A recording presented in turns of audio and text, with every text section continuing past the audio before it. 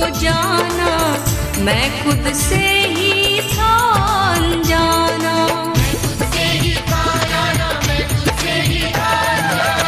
ना हुक्मी ना हुक्म को जाना, मैं खुद से ही था अनजाना।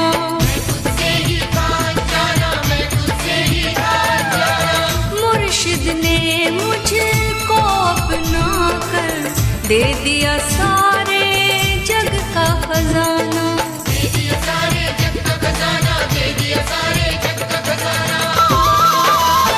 अब तो जीवन हुआ, अब तो जीवन हुआ मस्त तराना बलिहारी।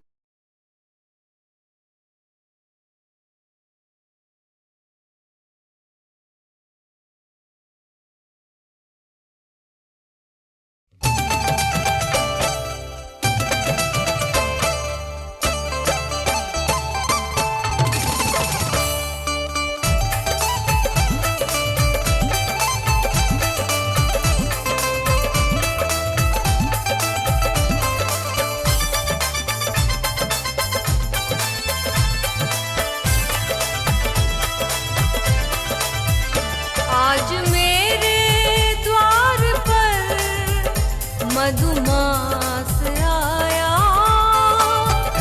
मधुमास आया। आज मेरे द्वार पर मधुमास आया, मधुमास आया। आज मेरे द्वार पर मधुमास आया, मधुमास आया। एक नए संकल्प का, एक नए संकल्प का आकाश आया, आकाश आया। मधुमास आया, मधुमास आया।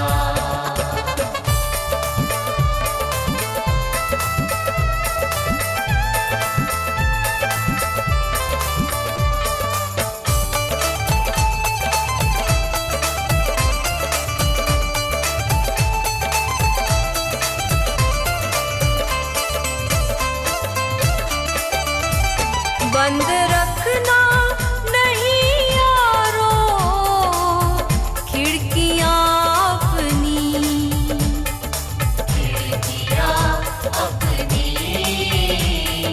खिड़कियां अपनी। मैं हिमालय से नया, मैं हिमालय से नया बातास लाया, बातास लाया। मधुमास आया, मधुमास आया।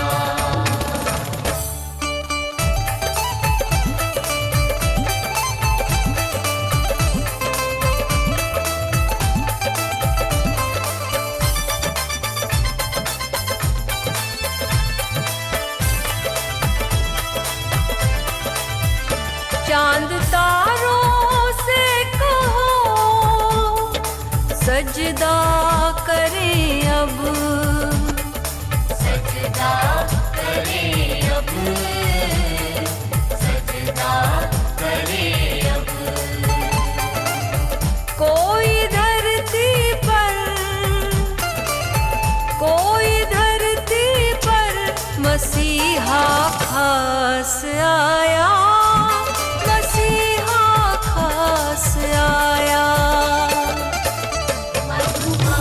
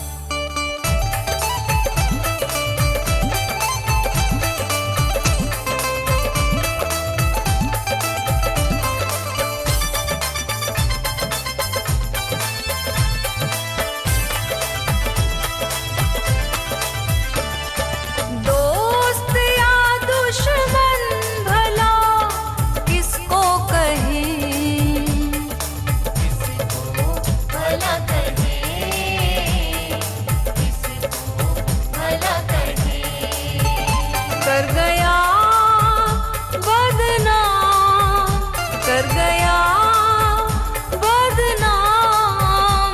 जो भी पास आया, जो भी पास आया। मधुमास आया, मधुमास आया, मधुमास आया, मधुमास आया, मधुमास आया।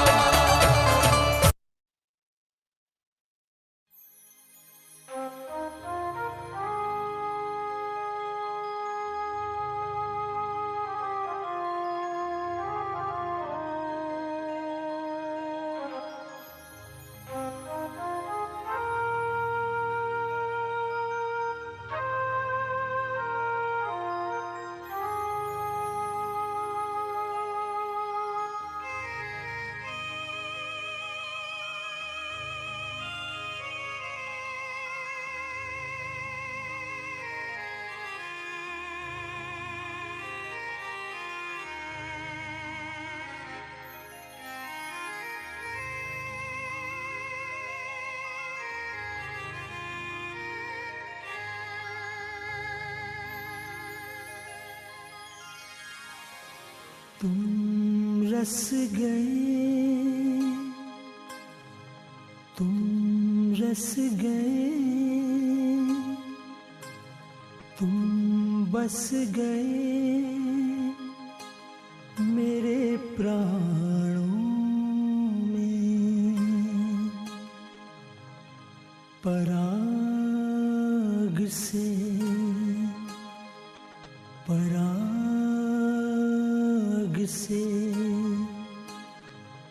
मेरे माहिया, ओ मेरे माहिया।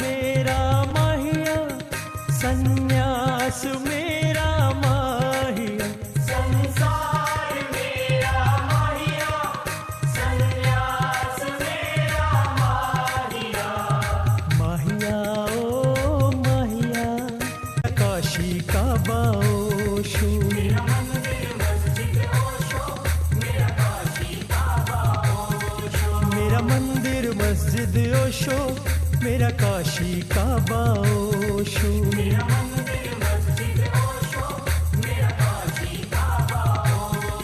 ओशो ओशो ओशो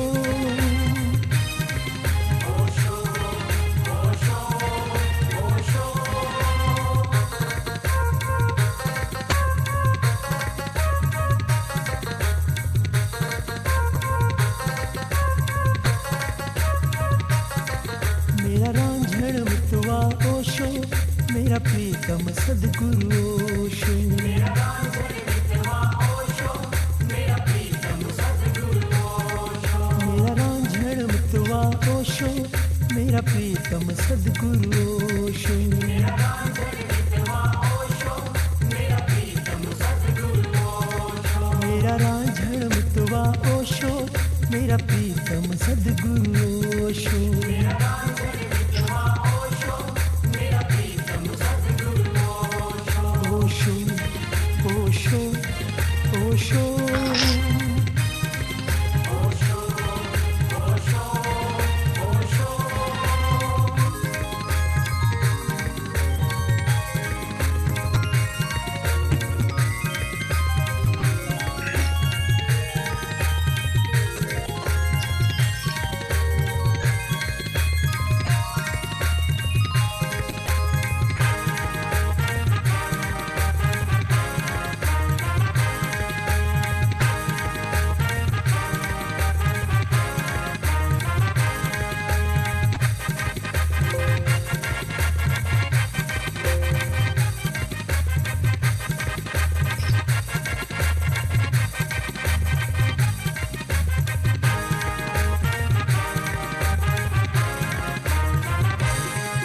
ओशो ओशो ओशो ओशो ओशो ओशो ओशो बहुत बहुत प्रेम। कैसे हो प्यारे हो, ठीक हो? गुड। तो आज 15 दिन के बाद आप सबके दर्शन हो रहे हैं। तो ड्राइंग फ्राइडे यानी कि दिव्या शुक्रवार के सत्संग और ध्यान में आप सबका हृदय से स्वागत है।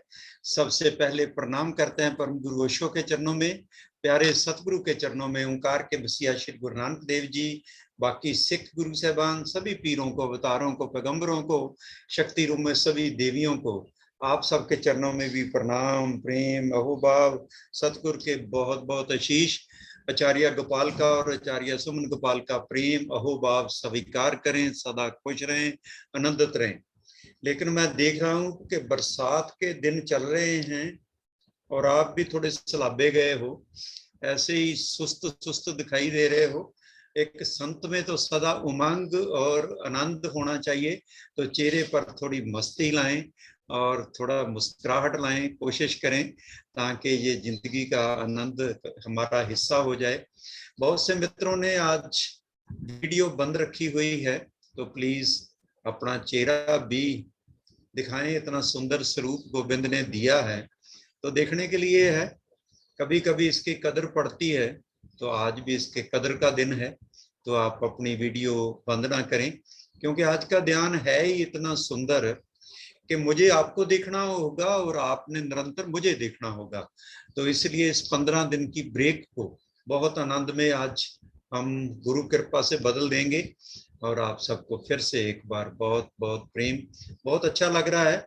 मुझे लग रहा था स्कूल खुल गए हैं, टीचरों को जाना होगा, और बाजार खुल गए हैं, दुकानदारों को जाना होगा, और घर वालियां भी बिजी हो गई होंगी ब्रेकफास्ट बनाने और उसके बाद घर की संभाल करने के लिए। लेकिन फिर भी तुम जितने आए हो उतने का ही स्वागत है, बहुत बहुत प्रेम है।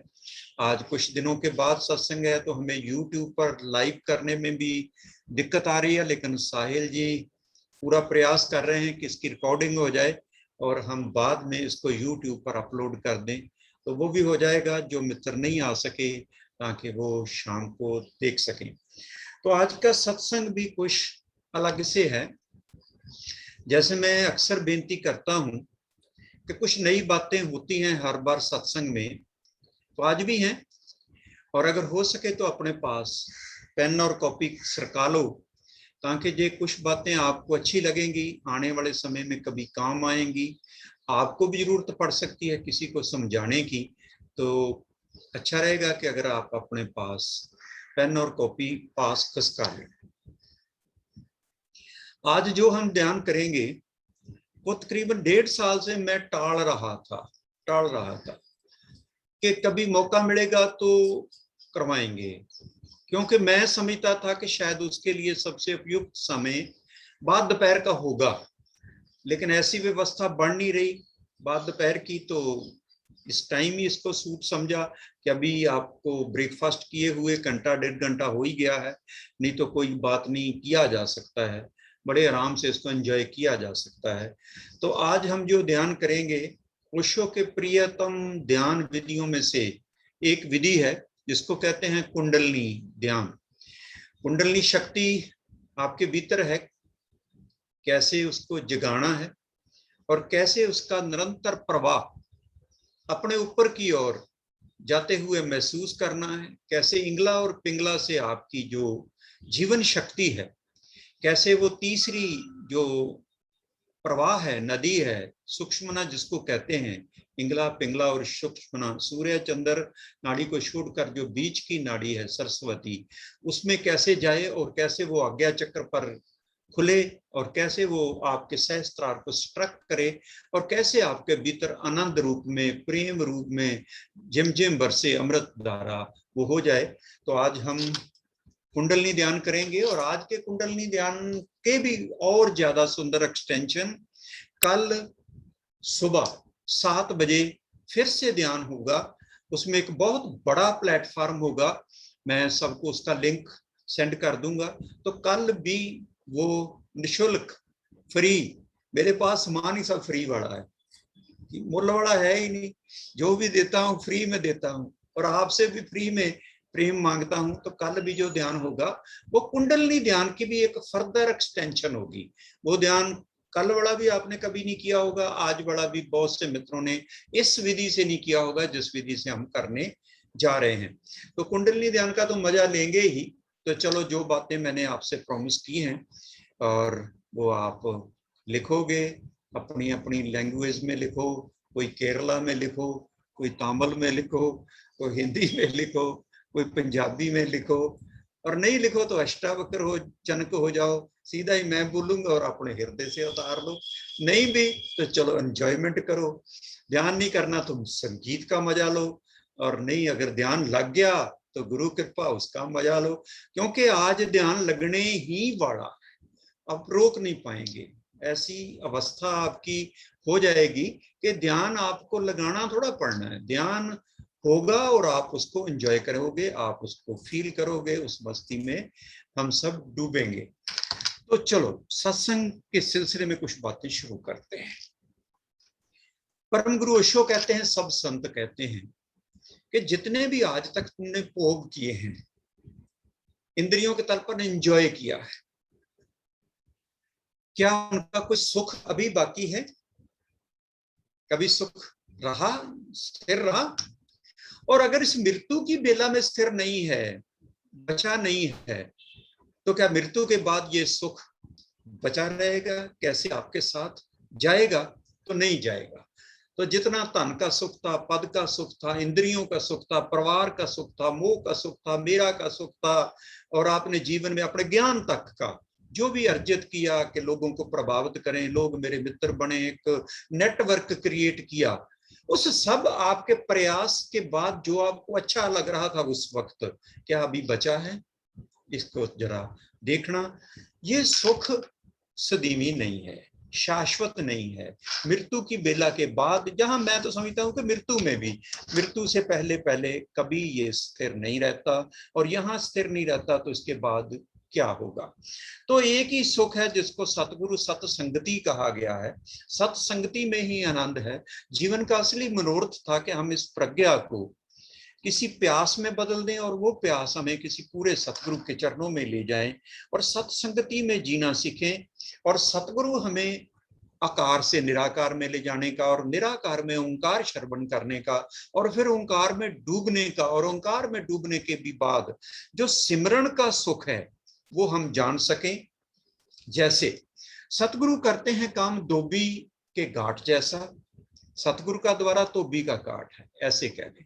सतगुरु एक चद्दर को देखते हैं, उसमें मैल देखते हैं, उसमें मलिनता देखते हैं, उसको स्वीकार करते हैं और धोबी घाट में ले जाते हैं, अपने डेरे में बुला लेते हैं, सत्संग में बुलाते हैं और आपकी मैल दूर करते हैं। सतगुरु के पास निर्मल पानी है सत्संग का, उसके आचरण का, उसकी वाणी का, और सबसे बड़ी बात है नाम तत्व का।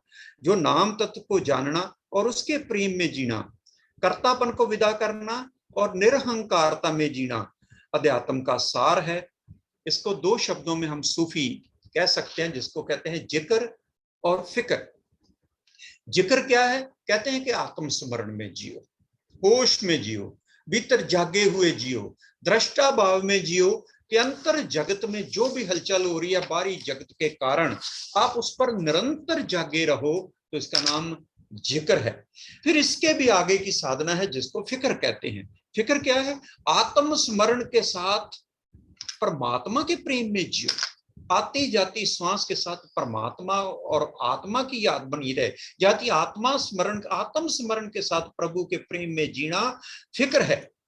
तो जैसे सतगुरु बल फरमाते हैं कि अगर ये साधना हम करते हैं, जो संसारी कर रहे हो, तुम कर रहे हो, हम कर रहे हैं, तो 4 चरणों पर संभव है। सबसे पहली है जाप, जिसको कंठ से कहते हैं। हम उच्चारण करते हैं राम राम राम, वाहिगुरु वाहिगुरु वाहिगुरु, ओम नमो शिवाय, गायत्री मंत्र करते हैं, जप जी का साहब करते हैं, मूल मंत्र करते हैं, यानी कि उच्चारण करते हैं। ये लहरों जैसा है, जैसे सागर की लहरें हैं तो ऊपर उठ रही हैं, लेकिन ऊपर उठने का कोई कारण है, बारी हवा है, चंद्रमा है, सूरज है, बाहर का तापमान है। तो ऐसे ही संसार आपको विचलित करता है, दुखी करता है। जहां ऐसे कह लो रिश्तों नातों में हमें दुख मिलता है और हमारी इंद्रियां बाहर देखती हैं, आत्म विस्मरण में है, तो दृष्टि जहां टिक जाती है उसकी कंप के कारण आप कंपत हो जाते हो, दुखी हो जाते हो। तो आप कोई सहारा ढूंढते हो, कोई मंत्र ले लेते हो, कोई मंत्र पकड़ा देता है, या स्वयं ही जिस परिवार में जन्मे हो आपको संस्कारों में ही कोई विधि दी गई है तो आप उसका जाप करने लगते हो। सोचते हो कि इस कंठ से जाप करने से मुझे आनंदित हो जाऊंगा, मैं प्रेममयी हो जाऊंगा, लेकिन ये एक बारी क्रिया है। आपके भीतर जो एक गहरा सागर है उसको लहरों से क्या लेना देना। हाँ, वो जान रहा होगा भीतर से कि बाहर ऊंची ऊंची लहरें उठ रही हैं, लेकिन सागर को क्या लेना देना लहरों से। तो वो बाहरी अवस्था के रूप में बन जाता है जो आपका कंठ से सिमरन है। दूसरा है, लोग कुछ थोड़ा इससे इंप्रूव करते हैं, इसको मन से सिमरन कहते हैं। मन ही मन उसका रटन करते हैं। लहरें तो हैं लेकिन थोड़ी लहरें कम हो गई, थोड़ी लहरें और गहराई में चलेगी, लेकिन ये भी मन के विचार बन जाते हैं। निरंतर एक विचारों की लड़ी चल रही है कि कर रहा हूं, पता नहीं इसका कभी फायदा होगा कि नहीं होगा, शिव सुन रहे हैं कि नहीं सुन रहे, राम सुन रहे हैं कि नहीं सुन रहे, चलो मन ही मन मैं तो याद कर रहा हूं। इसको याद कहते हैं। जैसे आप किसी प्यारे को याद करते हो तो उसकी याद निरंतर बनी रहती है, तो ऐसे ही आप मन ही मन उसका रटन करते हैं। चलो थोड़ा सा और भीतर गए, थोड़ा सा और गहरे गए। इसके बाद क्या होता है कि आपको किसी इष्ट के साथ, किसी ग्रंथ के साथ, किसी संत के साथ थोड़ा प्रेम होने लगता है, प्रेम घटित होने लगता है, तो उसकी याद बिना याद किए भी आपके हृदय में निरंतर बनी रहती है। जैसे आप अपने बेटे को अभी उसका नाम लोगे तो उसका एक अंदर एक बड़ी प्यारी सी अभी याद बन जाएगी, बेशक वो विदेश में है। आप अपने प्रेमी को, प्रेमिका को याद करोगे तो उसकी याद बन जाएगी, बड़ा एक उमंग भीतर एक बड़ी सूक्ष्म सी लहर उठेगी। ऐसे ही राम को याद करो, कृष्ण को याद करो, शिव को याद करो, तो आपको लगेगा मेरी उनकी कृपा से मेरा जीवन का संचालन चल रहा है, जब गुरु के जीवन कृपा से मेरा जीवन का संचालन हो रहा है। तो इसको कहते हैं कि हृदय से सिमरन, हृदय में निरंतर वो याद बनी हुई है। जैसे माँ घर में है तो बच्चे को उसने गोदी में भी नहीं उठाया हुआ, लेकिन दोनों के बीच एक निरंतर संपर्क चल रहा है। इस संपर्क का कैसे कहें को निरंतर जो याद बनी हुई है, इसका नाम हृदय से सिमरन है। ऐसे कह लो कि उसको याद तो बनी हुई है लेकिन बीच में कभी भूल गई वो, भूल गई वो माँ के मेरा बच्चा इधर था, वो भूल गई, लिंक टूट गया। और जैसे ही याद आया बच्चा नजर नहीं आया और उसकी जान निकल जाएगी, वो उसको रोटी पानी सफाई सब भूल जाएगी जब तक वो बच्चे को ढूंढ नहीं लेती। ऐसे ही गोविंद के साथ अगर नाता जुड़ जाए, गुरु के साथ नाता जुड़ जाए कि उसकी निरंतर याद बनी रहे तो ठीक है, उसका मजा लो। लेकिन अगर एक पल के लिए भी भूल गई और भूले से आपको फिर वो पता चला कि मुझे कुछ मिसिंग हो रहा है, तो आपने देखा कि गुरु मिस हो रहा है, गोविंद मिस हो रहा है, मेरा प्यारा मिस हो रहा है, तो जान निकल जाएगी। ये संसार बिल्कुल अच्छा नहीं लगा। एक एग्जांपल से समझते हैं। आप एक मेला देख रहे हैं और अब आपने आपकी उंगली पकड़ी हुई है और आपको मिठाई भी नजर आ रही है, खिलौने भी नजर आ रहे हैं, रंग रूप भी नजर आ रहे हैं, झूले भी नजर आ रहे हैं। अब क्या हुआ कि उंगली छूट गई, आप खो गए मेले में। और जैसे ही खो गए, आप वही मेला है, वही पंगूड़े हैं, वही झूले हैं, वही मिठाई है, वही खिलौने हैं, क्या अब आपको वो आकर्षित कर रहे हैं? बिल्कुल नहीं कर रहे। आपकी जान निकल रही है कि कैसे मेरा बाप मुझे मिल जाए और मैं फिर से उसकी उंगली पकड़ लूं, जब वो मुझे गोद में उठा ले। हाँ, मिल जाए तो फिर वही मेला अच्छा लगेगा, नहीं मिलता तो साथ जिंदगी जब तक प्राण चलेंगे ये दुनिया का मेला आपको अच्छा नहीं लगेगा। तो ये चौथी सिमरन की अवस्था में ले जाता है, जिसको साक्षी सिमरन कहते हैं। आत्म स्मरण के साथ, निराकार के साथ जुड़कर सांस द्वारा परमात्मा की याद बनी रहे, गुरु की याद बनी रहे, गोविंद की याद बनी रहे। और अगर बीच में कहीं को गुरु कृपा कर दे, ओंकार भी श्रवण हो जाए, तो निराकार में ओंकार श्रवण करते हुए आती जाती श्वास के साथ आत्मा और परमात्मा की जो याद बनी रहती है, इसको साक्षी सिमरन कहते हैं। सबसे ऊंची अवस्था है परमात्मा के साथ जुड़ने की। इसको जपा भी कहते हैं, लेकिन जपा को आज अच्छी तरह समझ लो। आत्म स्मरण के साथ अगर आप अपनी सांस को देखते हैं, सांस आई सांस गई, तो इसका नाम आनापान सती योग है। यानी आत्म स्मरण के साथ अपने प्रति पूरी होश, जैसे कह लो मैं चेतन आत्मा हूं, मैं चिन्मय आत्मा हूं, मैं अविनाशी शाश्वत आत्मा हूं, मैं निराकार हूं, मैं अंतराकाश हूं, मैं शरीर नहीं हूं, मन नहीं हूं, इंद्रियां नहीं हूं, विषय नहीं हूं, वकार नहीं हूं, मैं इन सबके पार दृष्टा रूपी आत्मा हूं। और वहां स्थित होकर आप साक्षी सिमरन कह लें, इसको मैं आनापान सती योग कहूंगा। आप अपनी सांस को देख रहे हैं, तो ये भी बड़ी बात है। बुद्ध इसको कहते हैं, ये आपको गहरी शांति में ले जाता है, निराकार के साथ जोड़ता है, निर्विचार में ले जाता है।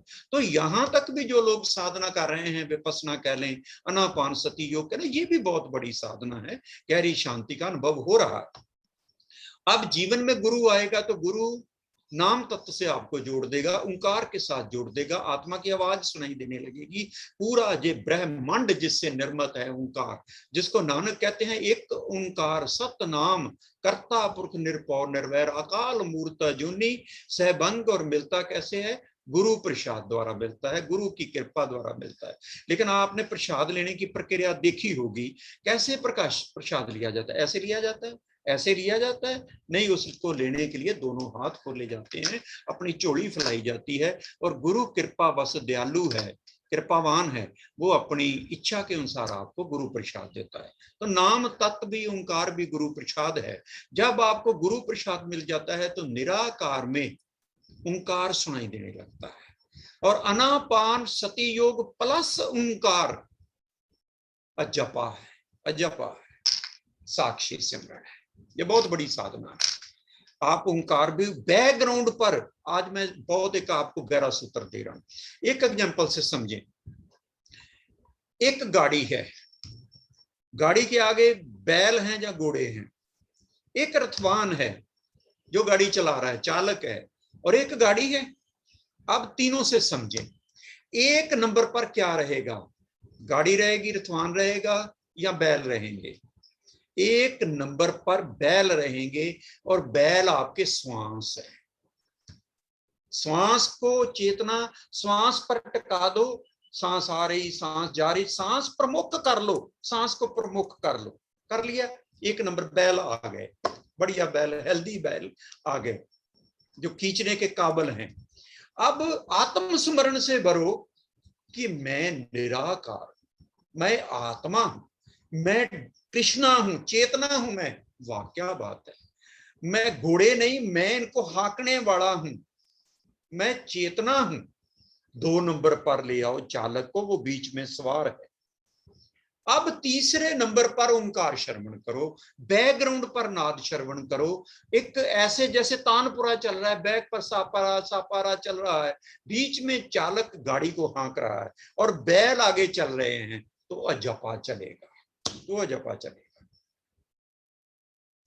इस तरह सिलसिलेवार साधना करोगे तो आप निर्विचार तो क्या, आप उस निराकार के साथ जुड़कर आत्मा और परमात्मा के मिलन का मजा लेंगे। सूफी फकीर कहते हैं, जब तक मैं था परमात्मा नहीं, और जब मैं ना रहा तब परमात्मा हुआ। शीशा साफ किया तो मैं नजर आया, मैं को साफ किया तो तू नजर आया। ये जो मैंपन है, ये सिर्फ आपको दुख में ले जाता है, और दुख इसका भोजन है मैंपन का। आनंद से इसकी मृत्यु है, जैसे अंधेरे की प्रकाश से।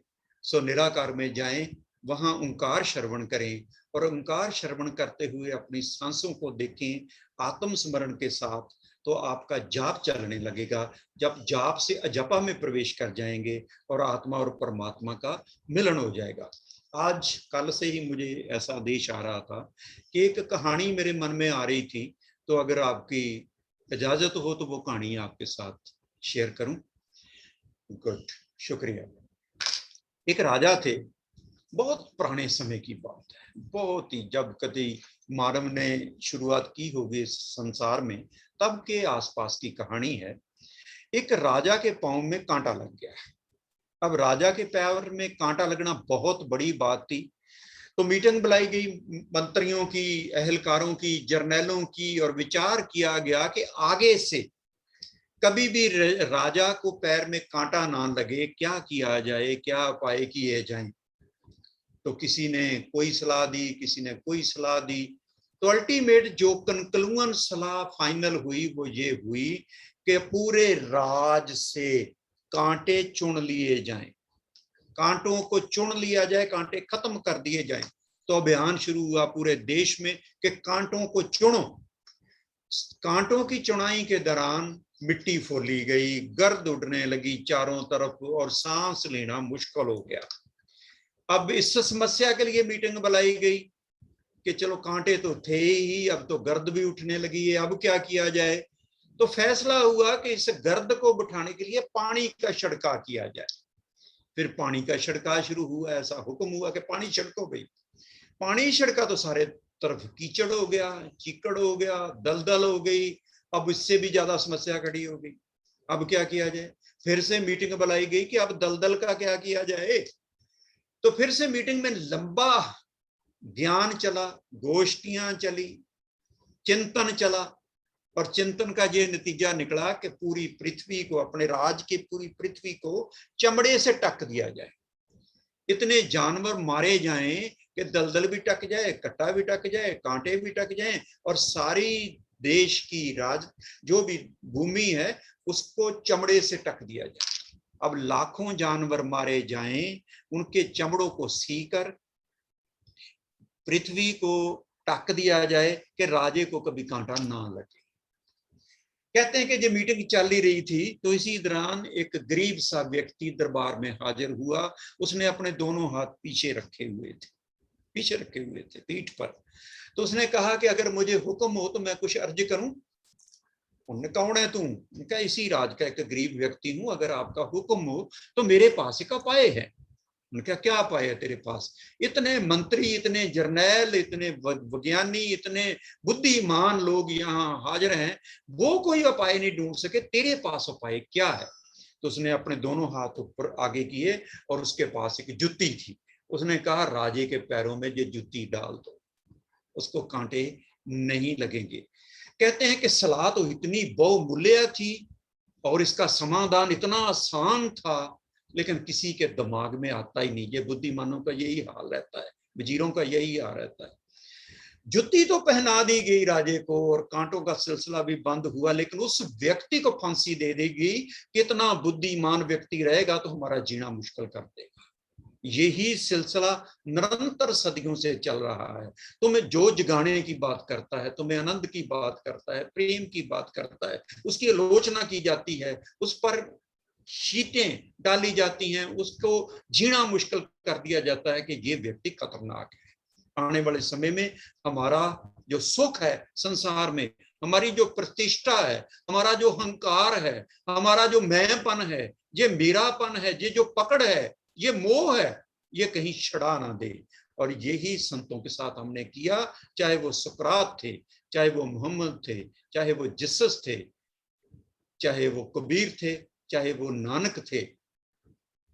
हमने उनको जहर पिलाया, गालियां दी, सूली पर लटका दिया।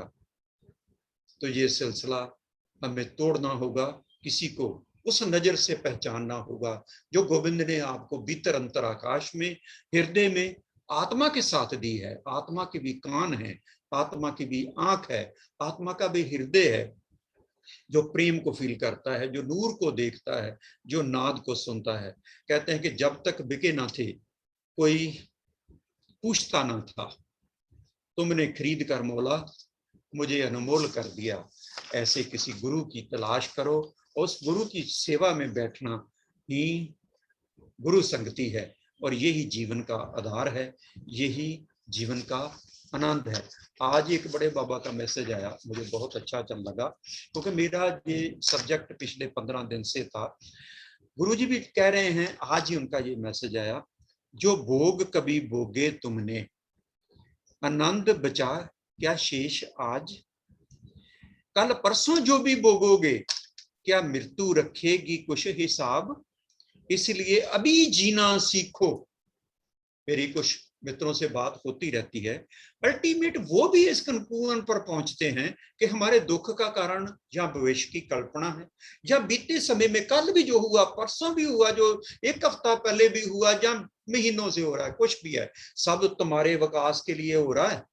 गोविंद की दृष्टि है तुम पर, कुछ छुड़ाना चाहता है, कुछ पकड़ाना चाहता है। अगर हमें ये विरलाप, ये दुख, ये संताप ना हुए होते तो बेशक एक छोटा सा सत्संग ही है मेरा, आप इसमें आते, संसार में ऐसे विस्मरण घटित हुआ होता, ये आपके कई जन्मों की तैयारी हो रही है। आपका गोविंद आपको गोद में बिठाने के लिए एक ऐसे कहने निर्मल जल से स्नान करा रहा है कि तुम इस काबिल हो जाओ कि मैं तुम्हें अपनी गोद में बिठा सकूं। कह रहे हैं गुरुदेव, इसीलिए अभी जीना सीखो, आगे पीछे मरना सीखो, कल को मरने दो, कल को मरा रहने दो, आज जो है उसको जीवन समझ लो, ये ही जीवन का आधार बने। अथ मृत्यु शरणम गच्छामि, वजोषो शरणम गच्छामि। तो यही आज के दिन का संदेश है। आज जो ध्यान विधि हम करेंगे, जैसे मैंने अर्ज किया, उसका नाम कुंडलनी ध्यान है। कुंडलनी ध्यान में हम स्वयं के साथ जीने का मजा लेते हैं।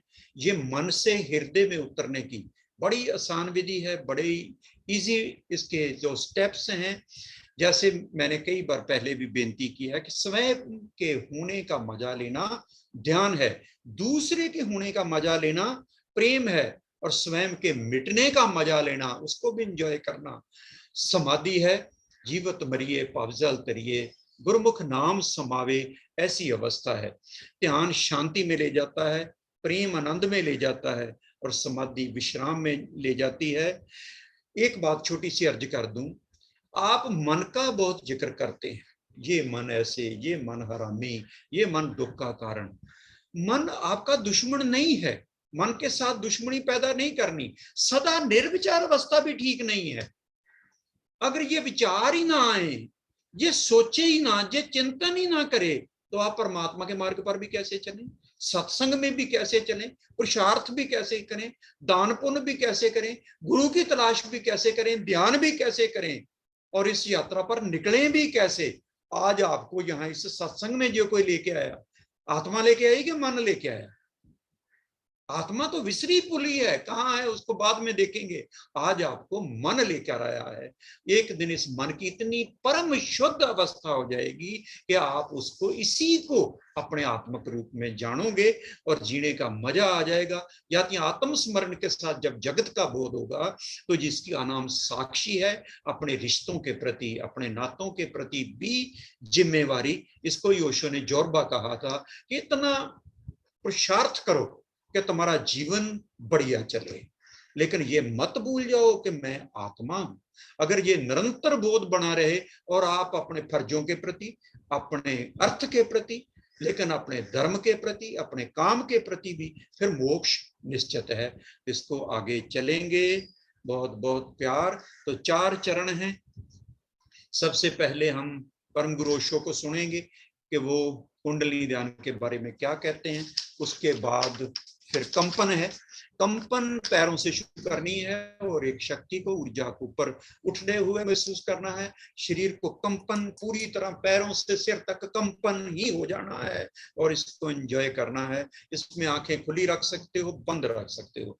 दूसरा चरण है कि संगीत चलेगा बड़ा सुंदर, तो धीरे धीरे नृत्य करना शुरू करना है, जैसे एक वृक्ष की पत्ते और टाहनियां हवा के साथ झूमते हैं, लेकिन संगीत की लय के साथ इसकी हमने गति बढ़ाते जाना है और इसका एंजॉय करना है।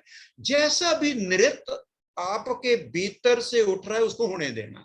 ऐसे कंपन भी, कंपन हो रही है तो उसको रोकना नहीं। जैसे आप एक रिदम को, पहिए को चला देते हैं और वो घूमता रहता है, ऐसे ही कंपन को होने देना, ऐसे ही नृत्य को होने देना। जैसे मर्जी मस्त मौला बन जाना और उस नृत्य को होने देना, ताकि अभी आप वर्तमान में आ जाओ और आनंद की अवस्था को अनुभव कर पाओ।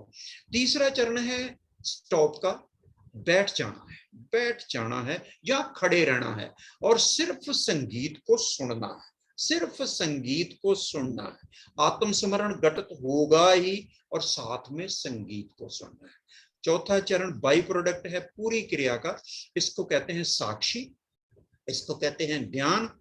जो हो रहा है उसको अनुभव करना है। आप बीच में ना कोई कामना करनी है, ना कोई इच्छा करनी है कि ऐसा हो वैसा हो। विचार हैं तो विचारों के प्रति, कुछ और हो रहा होगा ही तो उसके प्रति, मतलब बस साक्षी हुए रहना है। एक दूरी से विटनेसिंग हुए रहना है कि ये रहा विचार, ये गया, अब ये बादल आया, वो गया, अब ये कोई और झलक आई, अब उसका नाम नहीं लूंगा, तो उसको अनुभव में आ ही रहा है वो, तो उसको अपने इस अनुभव का हिस्सा हो जाने देना है।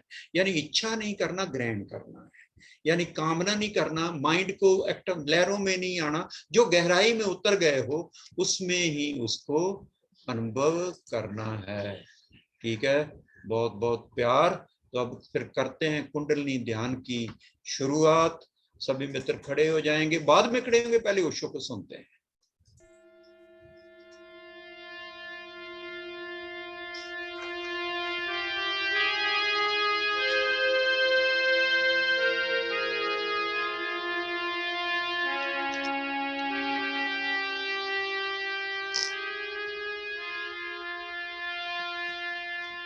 सुनो भाई साधु प्रवचन माला में संत कबीर साहब के वचन पर बोलते हुए परम गुरु ओशो ने कुंडलिनी ध्यान की विधि को इस प्रकार समझाया है। जुगत जुगत की तृषा बुझानी, कर्म मर्म अघ व्याधि टरे, सब पाप कर्म इत्यादि सब समाप्त हो गए, सब जल गए। कहे कबीर सुनो भाई साधु, अमर होए कबहू न मरे। इस 10वें द्वार को जिसने जान लिया वो अमर हो गया, उसकी फिर कोई मृत्यु नहीं है। धर्म अमृत की खोज है।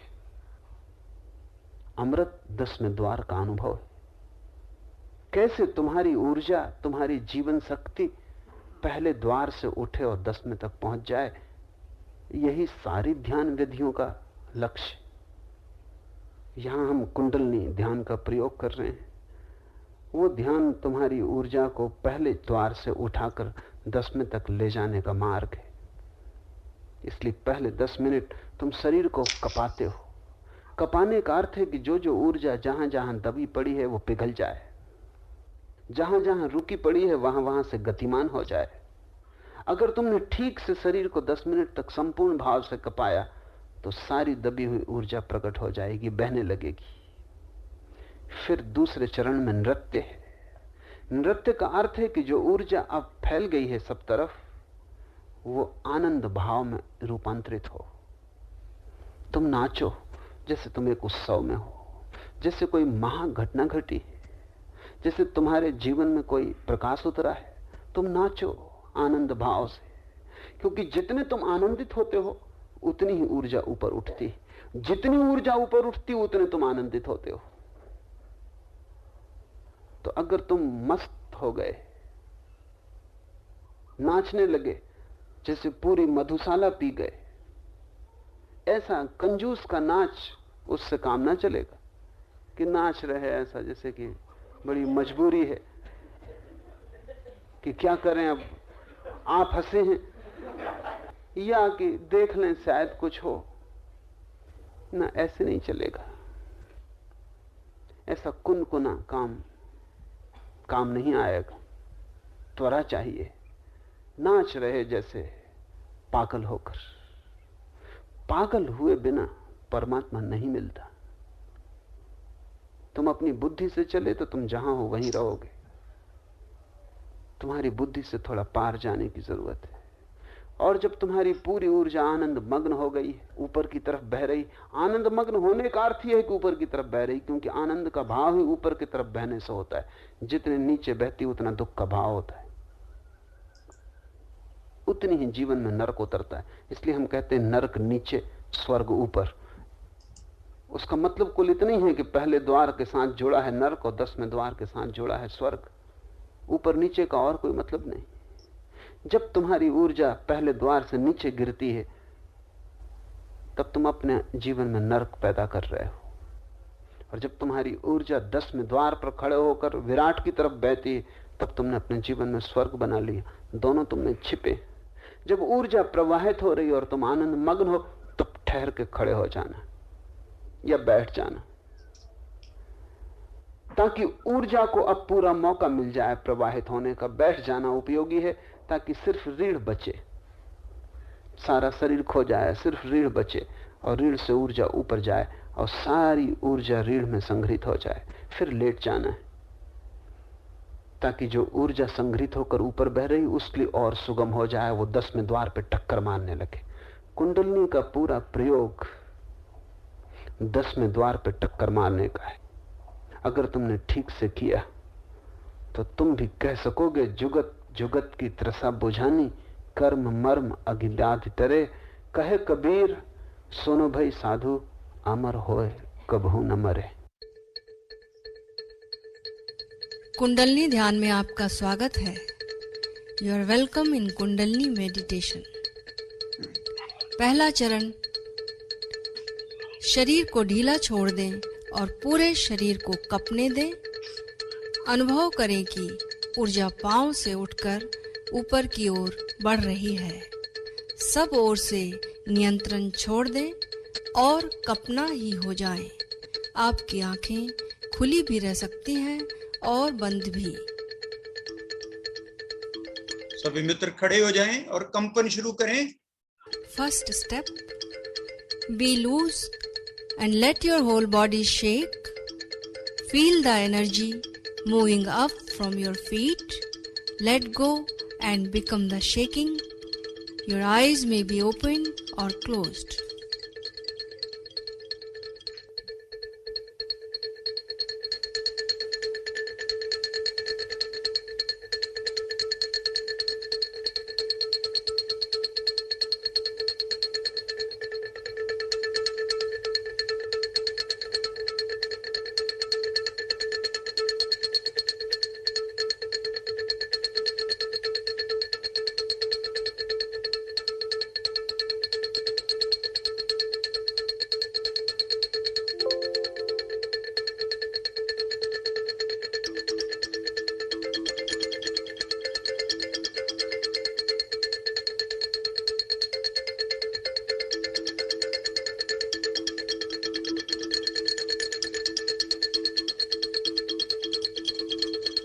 कंपन ही हो जाएं।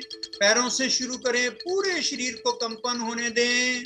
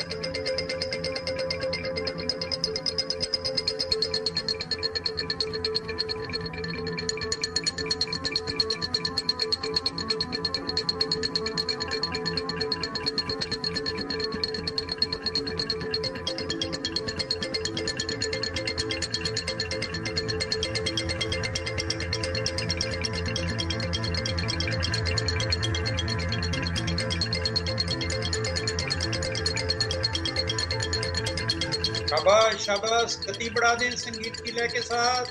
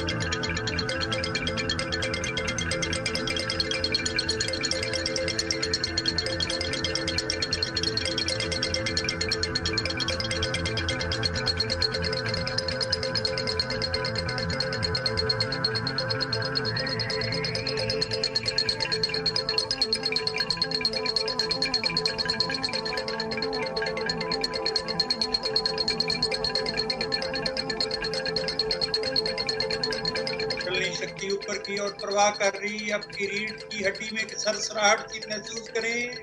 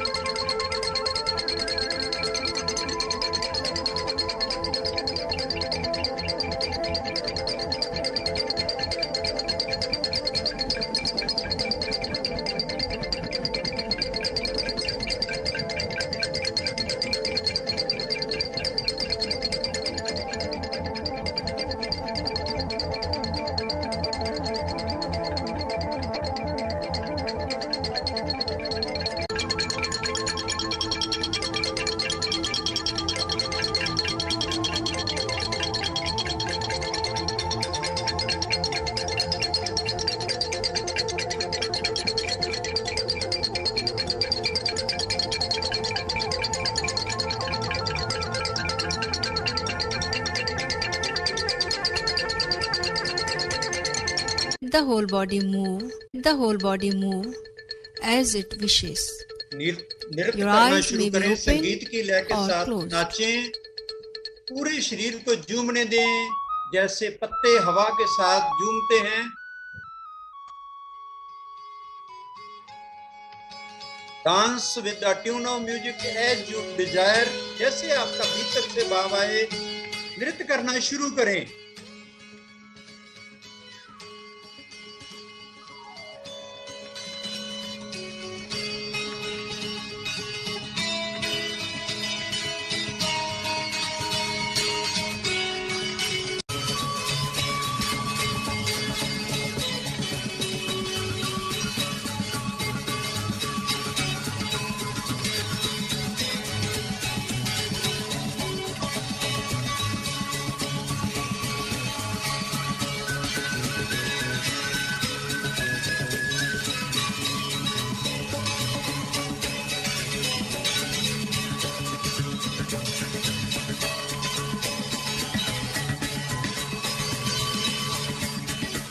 सभी मित्र नाचे, ऊर्जावान होकर नाचे, झूमे पूरी तरह अपने कमरे में, इधर उधर अपनी बाहें लहराएं।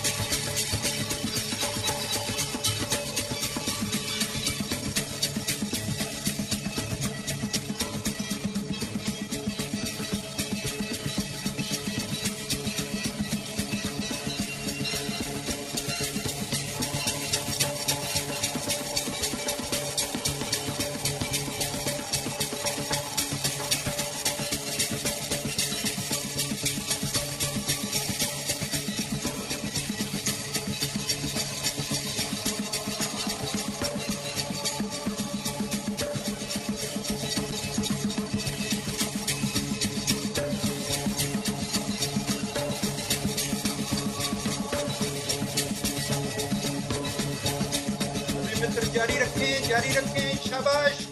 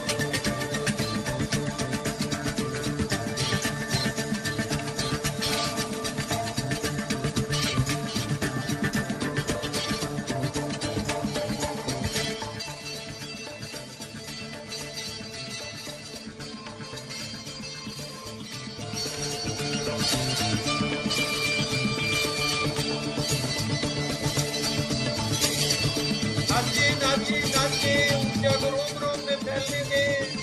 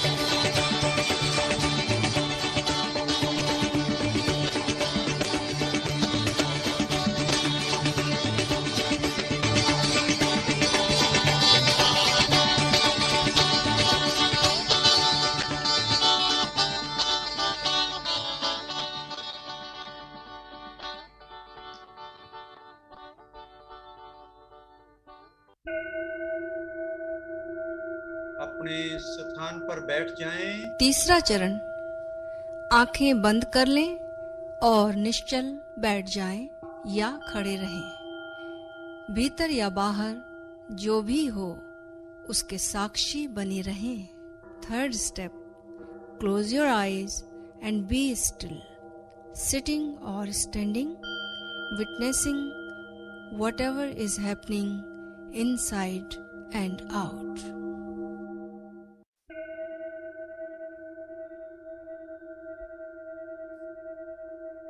लेटे नहीं, बैठे रहें, बस स्थिर होकर संगीत को सुनें।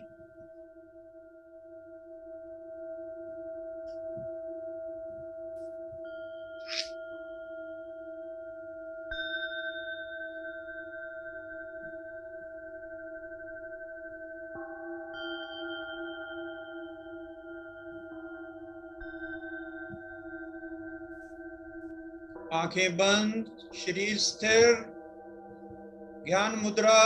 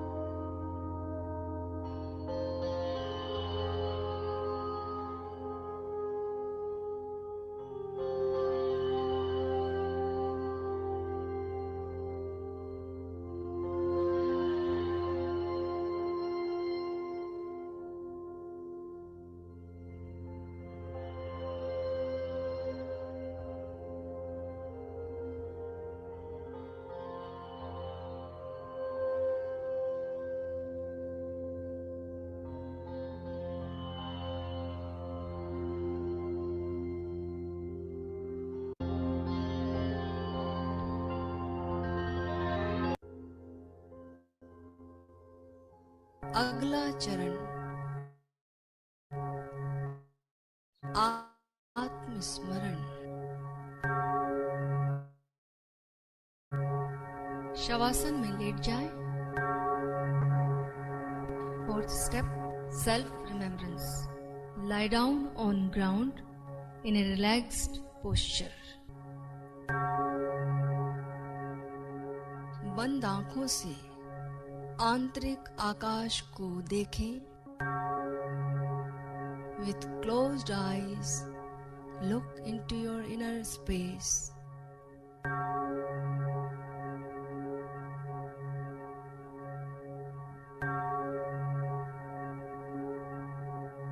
यही हमारा निराकार स्वरूप है। This is our formless being।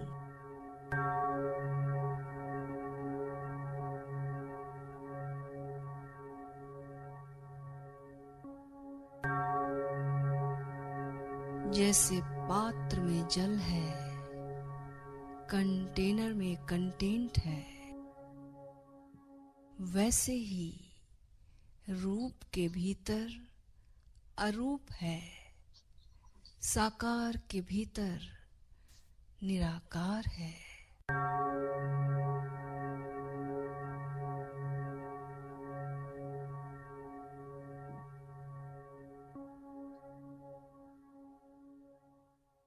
As there is water in a tumbler, contained in a container, in the same manner, there is formless within the form।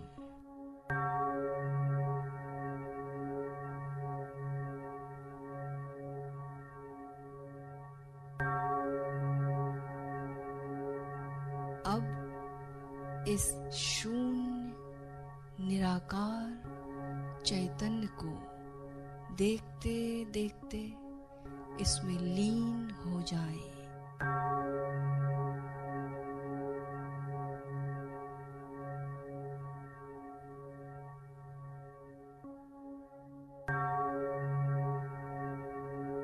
Go on looking into this conscious inner space and enter into meditation।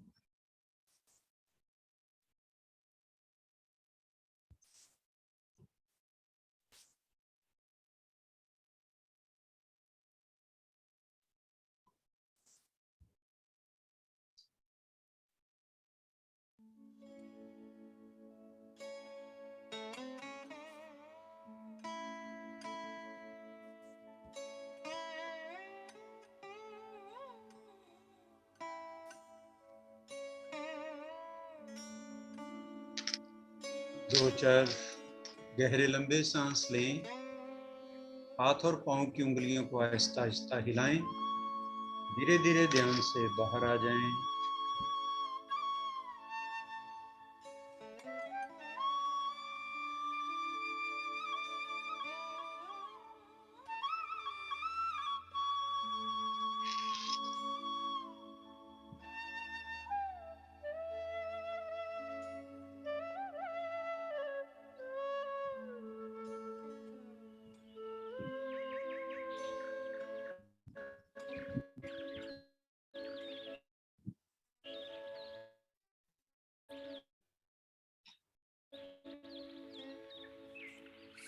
सोने का कर रहे बहाना,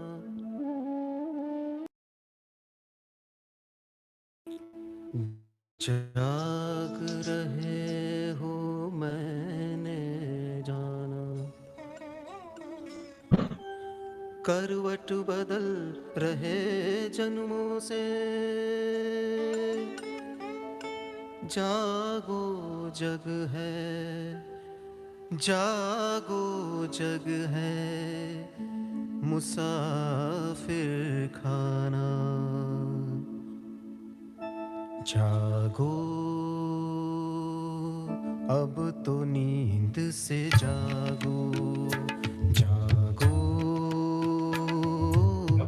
अब तो नींद से जागो, सोते सोते उम्र गुजारी, सोते सोते उम्र गुजारी, अब तो नींद से जागो, जागो अब तो नींद से जागो, जागो अब तो नींद से जागो।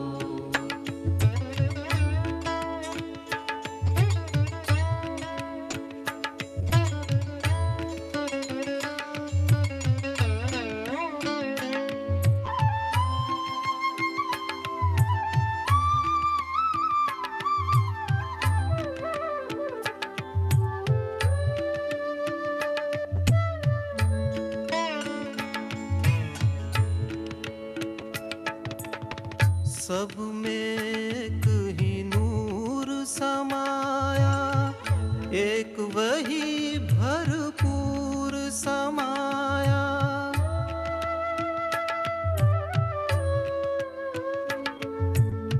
सब में एक ही नूर समाया, एक वही भरपूर, क्यों सोया तू चादर तान, दो दिनों के मेहमान, क्यों सोया तू चादर तान, मौत खड़ी तेरे सिरहाने, मौत खड़ी तेरे सिरहाने, अपने अंतर को पहचान, जागरण की बेला है, दो दिनों का खेला है, जागरण की बेला है, दो दिनों का खेला है।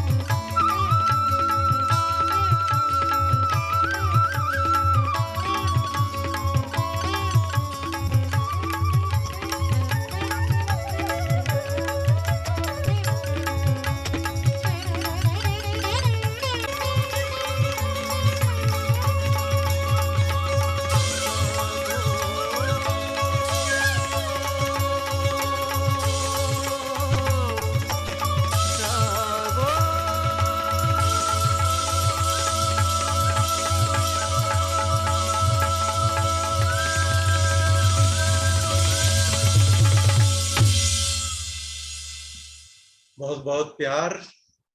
तो कैसा लगा मित्रों, एंजॉय किया? बहुत बहुत प्यार आप सबको, सतगुरु के बहुत बहुत आशीष।